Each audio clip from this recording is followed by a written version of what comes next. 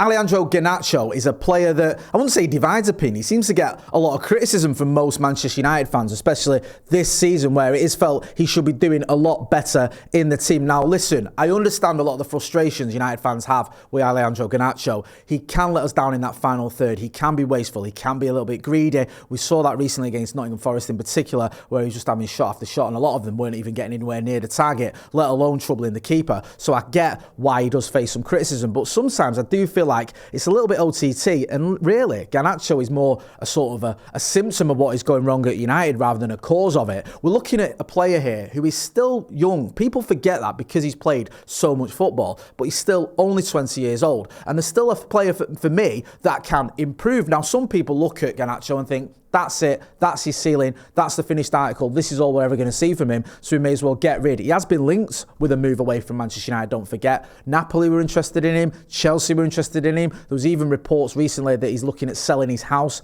in Greater Manchester, I presume it's Cheshire, so he could be moving on. But that might be a mistake for Manchester United to move on a player who, for me, could improve and could do a job for Manchester United for many years to come. Now, we saw it against Forest, I mentioned that game earlier. People looking at Anthony Elanga, for example, and going, Elanga, what a player, great player, United should have never let him go. Let's not forget, there was a time when Anthony Elanga was facing the similar criticism that Alejandro Garnacho was facing. There was a time when he was struggling to find the net, struggling to get any assists, struggling to get any goal involvements at Manchester United. I think he went about 17 months or whatever it was without a goal at United, and there was a real issue there, and you could see he lost his confidence. And I can see some similarities with Garnacho, but the difference with Garnacho is, whilst his numbers have dropped off, they've not dropped off to the extent that Elanga's numbers did, but also he is playing every week. He is getting games, he is getting a lot of minutes, and he at least tries, he at least wants the ball, he at least runs at defenders. I think when you look at his stats, yes, he isn't scoring enough goals or getting enough assists, but in terms of, carrying the ball in the final third, getting into the opposition box, he is in that top sort of 4% for those statistics. So he's a player that reminds me a lot of the United players of old, at least running at the defenders, carrying that ball, showing that aggression, showing that desire, showing that determination. And he's not helped as well by the fact that he's in a dysfunctional Manchester United team. This is one of the worst teams in Manchester United, certainly the worst team in Manchester United's Premier League history, arguably the worst Manchester United team in history, or recent history, I think it's fair to say. So you can see the struggles he's got with some of his teammates. Lack confidence, can't finish, can't score goals. Yes, maybe he could provide more assists, he could provide more chances for them, but also he's playing alongside players that are really struggling. And when you compare him to players that everyone raves about, everyone loves, you can see the difference there. And a lot of the difference is, look at the teams these players are in and look at what they were doing when they were Garnacho's age. A great example of this is Anthony Gordon. Now, Anthony Gordon is a player that everyone raves about, everyone thinks should be starting every week for England or every game for England. He's always a danger, he's always a threat. We saw that against Manchester United at Old Trafford in particular. Now, Anthony Gordon's got someone like Alexander Isak to pass to. He's got someone there who is an absolute superstar, really, when you look at his numbers, when you look at his performances. Also, let's look at what Anthony Gordon was doing when he was Garnacho's age. Anthony Gordon was, I think it was about 4 Premier League goals, back-to-back seasons, I think it was. These are the sort of numbers that Alejandro Garnacho gets criticised for. Those are the numbers we were seeing from Anthony Gordon when he was older than Alejandro Garnacho is now. So you've got to remember that players do get better, they do improve, they do progress. We're seeing it with Elanga.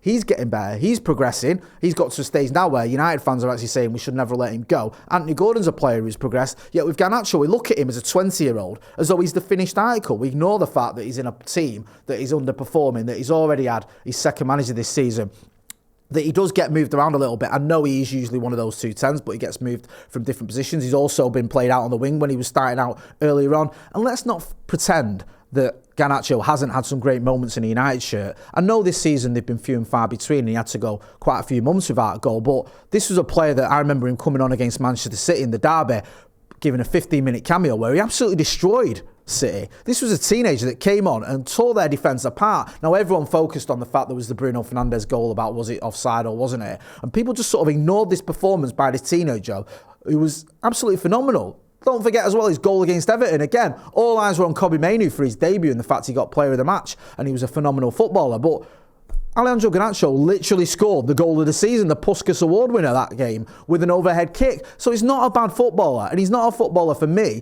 that has hit his ceiling. He's got other levels to go to, and I think that some of the criticism just goes a little bit OTT. This is a player who is being run into the ground. We do this with so many players at Manchester United. They come in, they do relatively well, and then they get played week in, week out when they've lost confidence, when they've lost form, and we just keep playing them until the crowd turn against them, then we move them on.